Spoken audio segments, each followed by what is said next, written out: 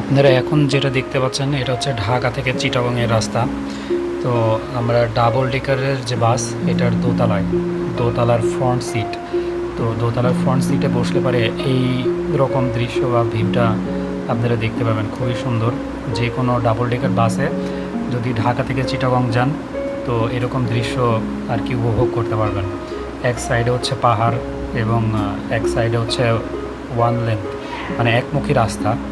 দেখেন সাইডে যে পাহাড় দেখা যাচ্ছে বড় বড়, এটা চিটাগং ঢুকতেই বা তার আগ থেকে এই পাহাড়টা শুরু হয়ে যায়।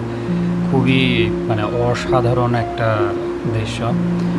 তো একদিনের জন্য আসলে যাওয়া চিটাগং, ওখান থেকে যে তারপরে আবার রাত্রে ব্যাক করব এই একই বাসে।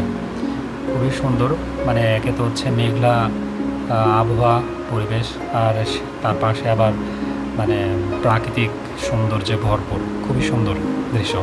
তো চিন্তা করলাম ঠিক আছে, যেহেতু সুন্দর একটা জায়গায় যাচ্ছি এবং অন দ্য ওয়ে রাস্তাতে আছে, তো এটা হচ্ছে ছোট্ট একটা ক্লিপস করে বা ভিডিও করে সবাইকে দেখানো যাক, সবার জন্য করা যাক।